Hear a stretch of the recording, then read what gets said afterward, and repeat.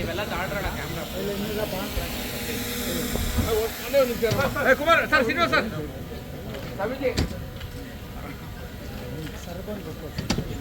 ಯಾರ ಸೆಲ್ಫಿ ತಗೋದಾರ ಸಿಗಿರಲ್ಲಿ.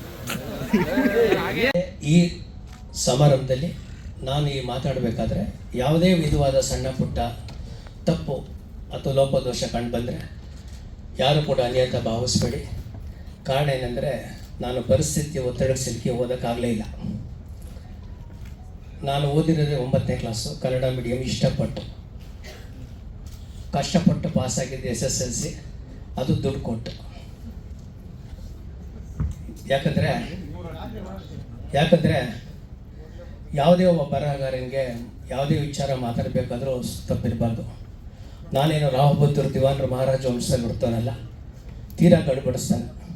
ಕೆಂಪಪ್ಪರ ಅಗ್ರಹಾರ, ಬೆನಿಮಿಲ್ ಕ್ಯಾಂಟೀನು, ಅದು ಆ್ಯಕ್ಚುಲಿ ಒಂದು ಸ್ಲಮ್ ಏರಿಯಾ. ನಾನು ಹುಡ್ದಂಥ ವಾತಾವರಣ ಅದು. ನಾವು ಒಂದೊಂದು ಊಟಕ್ಕೂ ಕಷ್ಟಪಟ್ಟಿದ್ದೀವಿ. ರಾತ್ರಿ ಹೆಂಗಾಗುತ್ತೆ ಅಂತ ಗೊತ್ತಿಲ್ಲ. ಎಷ್ಟೋ ದಿವಸಗಳಲ್ಲಿ ನೆಲನೇ ಹಾಸಿಗೆ, ಆಕಾಶನೇ ಒದಕೆ, ನಮ್ಮ ಬದುಕು, ನಮ್ಮ ಜೀವನ ಈ ಥರ ಇದ್ದಿತ್ತು. ನಮ್ಮದು ತುಂಬ ಕುಟುಂಬ, ಒಟ್ಟು ಎಲ್ಲ ಸೇರಿ 12 ಜನ. ತುಂಬ ಚಿಕ್ಕ ಮನೆ, ಭಾಳ ಸಣ್ಣ ಮನೆ ಅಂದರೆ ಎಲ್ಲೋ ಇಷ್ಟು ಯಾವುದಿಲ್ಲ, ಚಿಕ್ಕದು, ಭಾಳ ಚಿಕ್ಕ, 4 ಚೇರ್ ಹಾಕ್ಬೋದಾಗಿತ್ತು. ಅಂಥ ವಾತಾವರಣದಲ್ಲಿ ಬೆಳೆದವು ನಾನು. ತುಂಬ ಕಷ್ಟ. ಸಣ್ಣ ವಯಸ್ಸಲ್ಲೇ ತಂದೆ ಕಳ್ಕೊಂಡೆ. ಜೀವನ ಮಾಡೋದು ಭಾಳ ಕಷ್ಟ. ಯಾಕಪ್ಪ ಮಾಡೋದು ಅಂತ ಇರಬೇಕಾದ್ರೆ, ಹೀಗೆ ಒಂದು ಸಣ್ಣ ಏಜ್ನಲ್ಲಿ ನನಗೆ 11ನೇ ವಯಸ್ಸು ಅಂತ ಕಾಣುತ್ತೆ, ನಮ್ಮ ತಂದೆಯವರು ತೀರೋದು. ಇನ್ನೆಲ್ಲ ಜವಾಬ್ದಾರಿ ನಮ್ಮ ತಾಯಿ ಮೇಲೆ ಬಿತ್ತು. ನಮ್ಮದು, ನಮ್ಮ ತಂದೆದು, ತಾತಂದು, ತಲೆಮಾರದು ಯಾವುದೋ ಆಸ್ತಿ ಇರಲಿಲ್ಲ. ತೀರಾ ಬಡಸ್ತನ, ಅದು ಬದುಕಬೇಕಾಗಿತ್ತು. ಆ ಮನೆ ವಾತಾವರಣ ಬಿಡುವಂಥ ಸಂದರ್ಭ ಬಂತು. ಇವತ್ತು ಮುಖ್ಯವಾಗಿ ಒಂದು ಪುಸ್ತಕ ಬಿಡುಗಡೆ ಆಗ್ತಾಯಿದೆ. ನಾನು ಹೀಗೆ ಮಾತಾಡ್ತಾ ಡಬಲ್ ಆ್ಯಕ್ಟಿಂಗ್ ಮಾಡ್ತಾ ಇರ್ತೀನಿ. ನನ್ನ ಬ್ಯಾಕ್ಗ್ರೌಂಡ್ ಹೇಳ್ತಾ ಇರ್ತೀನಿ. ಇವತ್ತು ಸಭಾಂಗಣದಲ್ಲಿ ಸಭೆಗೆ ಬಂದಿರತಕ್ಕಂಥ ನಮ್ಮ ಪರಮ ಪೂಜ್ಯ ಕರಿವಿಶ್ವ ದೇಶಿಕೇಂದ್ರ ಶಿವಯೋಗೇಶ್ವರ ಮಹಾಸ್ವಾಮಿಗಳು ಅವರೆಷ್ಟು ಒತ್ತಡದಲ್ಲಿದ್ದಾರೆ ಅಂದರೆ, ಇವತ್ತು 8 ಗಂಟೆಗೆ ಬಿಟ್ಟಿದ್ದಾರೆ. ಇವತ್ತು ಬೆಂಗಳೂರಲ್ಲಿ ಸಿಕ್ಕಾಪಟ್ಟೆ ಟ್ರಾಫಿಕ್ಕು, ವಿಪರೀತ ಟ್ರಾಫಿಕ್ಕು. ಆದರೂ ಮಾತು ಕೊಟ್ಟರು ಬರ್ತೀನಿ ಅಂತ. ನಮ್ಮ ರಾಜಣ್ಣ ಇದ್ದಾರಲ್ವ, ನಿಂಗೆ ಯಾಕಡ ಮಾಡ್ತೀನಿ ಹೋಗೋಣ, ಬೇಗ ಕಳಿಸ್ಕೊಡ್ಬೇಕು ಅಂಥೇಳಿ ಭಾಳ ಪ್ರಯತ್ನಪಟ್ಟು ಇವತ್ತು ಸ್ವಾಮೀಜಿಗಳು ಬಂದಿದ್ದಾರೆ. ನಮ್ಮ ಸ್ವಾಮೀಜಿ ಬಗ್ಗೆ ಹೇಳ್ಬೇಕಾದ್ರೆ, ಅವರ ಭೇಟಿ ಸ್ನೇಹಿತನ ಕಡೆಯಿಂದ 9 ವರ್ಷಗಳ ಹಿಂದೆ ಆಯಿತು.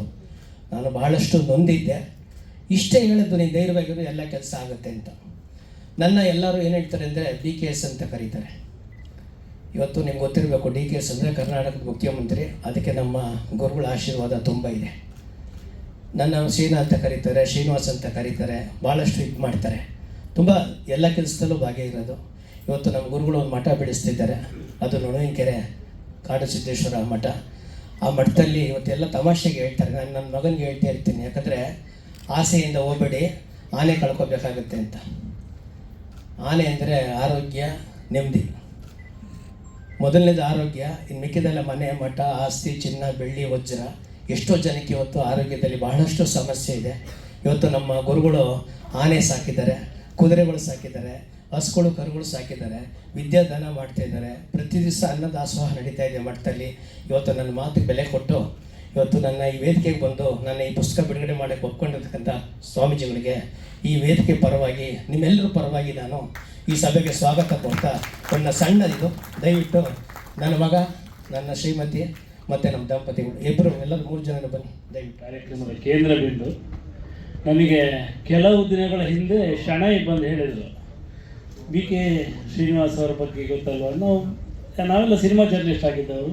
ಅವರ ಹಲವು ಸಿನಿಮಾಗಳ ಪ್ರೆಸ್ ಮೀಟಿಗೆ ಹೋಗಿದ್ವಿ, ಅವರ ಸಿನಿಮಾಗಳನ್ನು ನೋಡಿದ್ವಿ, ಅವ್ರ ಸಿನಿಮಾಗಳಲ್ಲಿ ಸಕ್ಸಸ್ ಆಗಿದ್ದು ನೋಡಿದ್ವಿ, ಕಷ್ಟಪಟ್ಟಿದ್ದು ನೋಡಿದ್ವಿ. ಮತ್ತು ಅವರ ಆತ್ಮಕಥೆ ನಮಗೆ ಗೊತ್ತಿರಲಿಲ್ಲ. ನಾವು ಸಾಮಾನ್ಯವಾಗಿ ಸಿನಿಮಾ ಮುಹೂರ್ತಕ್ಕೆ ಹೋದಾಗ ಸಿನಿಮಾ ಹೇಗಿದೆ ನೋಡ್ತೀವಿ, ನಿರ್ಮಾಪಕ ಹೆಂಗೆ ದುಡ್ಡು ಹಾಕಿದ ಅಂತ ನಮಗೆ ಮುಖ್ಯ ಆಗಿರಲ್ಲ. ಅವ್ರು ಚೆನ್ನಾಗಿ ಮಾಡಿದ್ದಾರೆ, ಅವ್ರ ಸಿನಿಮಾಗೆ ಬೇಕಾದಷ್ಟು ದುಡ್ಡು ಬಂದಿದೆಯೋ ಇದನ್ನು ನೋಡ್ತಾ ಇರ್ತೀವಿ ಹೊರತು ಅವರ ಸ್ಟ್ರಗಲ್ ಗೊತ್ತಿರಲ್ಲ. ಇವತ್ತಿನ ದಿನಗಳಲ್ಲಿ ಹಲವು ನಿರ್ಮಾಪಕರು ಕಷ್ಟಪಡೋದನ್ನು ನೋಡಿದ್ವಿ ನಾವು. ಆನಂತರ ಸಿನಿಮಾ ಮಾಡಿದ ನಂತರ ಅವ್ರು ಹೇಳ್ತಾರೆ, ಇಷ್ಟು ಲಕ್ಷ ಹಾಕಿದ್ದೆ, ಇಷ್ಟು ಕೋಟಿ ಹಾಕಿದ್ದೆ, ಅದೇನು ವಾಪಸ್ ಬರಲಿಲ್ಲ. ಈ ಥರದ ಕಥೆಗಳನ್ನು ನಾನು, ಶಣೈ, ವಾಸು, ಹಲವಾರು ಸ್ನೇಹಿತರು ಕೂತಾಗ ಮಾತಾಡ್ತಾ ಇರ್ತೀವಿ. ಯಾಕೆ ಮಾಡ್ತಾರೆ ಸಿನಿಮಾ.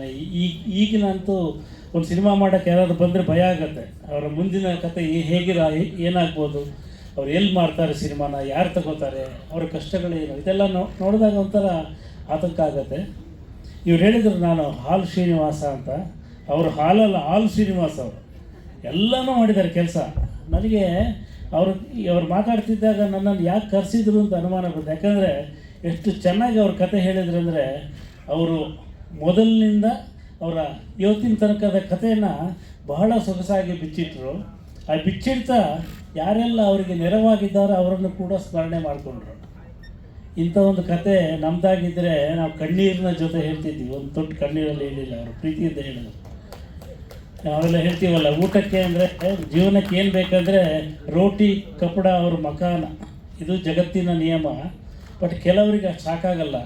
ಆ ರೋಟಿ ಕಪಡ ಮಕಾನ್ ಜೊತೆ ಪ್ಯಾಷನ್ ಅಂತ ಹೋಗಿರುತ್ತೆ.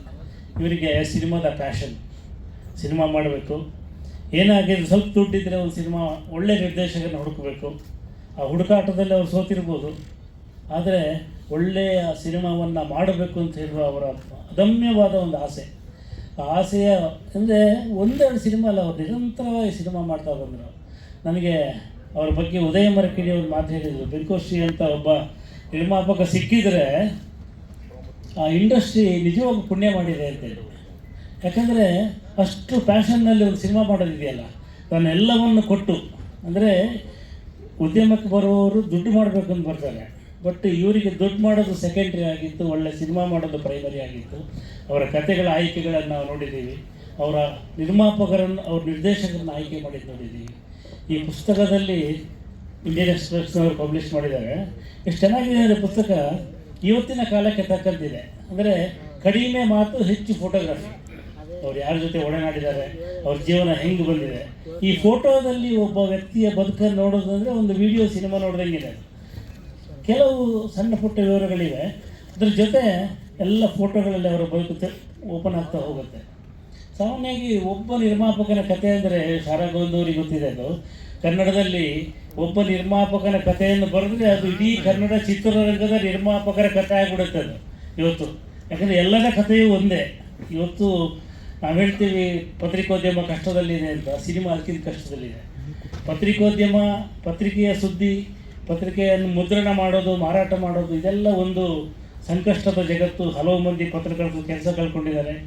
ಹೊಸ ಪತ್ರಿಕೆಗಳಿಗೆ ಹುಟ್ಟುತ್ತದೆ ಅಂತ ಯಾವ ನಂಬಿಕೆಯೂ ಇಲ್ಲ. ಟೆಲಿವಿಷನ್ ಸಂಕಷ್ಟದಲ್ಲಿದೆ, ಬಟ್ ಸಿನಿಮಾ ಅದಕ್ಕಿಂತ ಸಂಕಷ್ಟದಲ್ಲಿದೆ ಅಂತ. ಯಾಕಂದರೆ ಇವತ್ತಾದರೂ ಕೆಲವರು ಪೇಪರ್ ಓದಿದೆ ಅಂತ ಹೇಳ್ತಾರೆ, ಪೇಪರಲ್ಲಿ ಬಂದಿದೆಯಾ ಅಂತ ಕೇಳ್ತಾರೆ. ಬಟ್ ಸಿನಿಮಾ ಇವತ್ತು ಮೆಟ್ರೋದಲ್ಲಿ ಓಡಾಡುವಾಗ ನೋಡ್ತೀನಿ, ಎಲ್ಲರೂ ಮೊಬೈಲಲ್ಲಿ ಬೇರೆ ಭಾಷೆಯ ಸಿನಿಮಾಗಳ ತುಣುಕನ್ನು ನೋಡ್ತಾ ಇರ್ತಾರೆ. ಆ ಬೇರೆ ಭಾಷೆಯ ಅಂದರೆ ನಾವು ಹೇಳ್ತೀವಿ ಬೇರೆ ಭಾಷೆ ನಮ್ಮಲ್ಲಿ ಬರೋದು ಅಂದರೆ ಮನುಷ್ಯನಿಗೆ ತನ್ನ ಭಾಷಾ ಪ್ರೇಮವನ್ನು, ತಾಯಿ ನುಡಿಯ ಪ್ರೇಮವನ್ನು ಮೀರಿಸುವಂಥ ಮನೋರಂಜನೆಯನ್ನು ಬೇರೆಯವ್ರು ಕೊಟ್ಟರೆ ಎಲ್ಲ ಮರ್ತೋಗ್ಬಿಡುತ್ತೆ ಅಂತ ನನಗೆ ಅನಿಸೋದು. ನಮ್ಮ ಭಾಷೆಯಲ್ಲಿ ಬರಲಿ, ನಮ್ಮ ಭಾಷೆದು ನೋಡೋಣ, ಸ್ವಲ್ಪ ಸಣ್ಣ ಒಂದು ಪ್ರೀತಿ ಕೂಡ ಇಲ್ಲದೆ ನಮ್ಮ ಎಲ್ಲ ನಿರ್ಮಾಪಕರನ್ನ ಕಡೆಗಣಿಸಿ, ನಿರ್ದೇಶಕರನ್ನ ಕಡೆಗಣಿಸಿ, ಚಿತ್ರರಂಗವನ್ನು ಕಡೆಗಣಿಸಿ ಕೇವಲ ಎಂಟರ್ಟೈನ್ಮೆಂಟ್ ಅಂತ, ಅದು ಭಾಳ ಒಳ್ಳೆಯದಲ್ಲ ಅದು.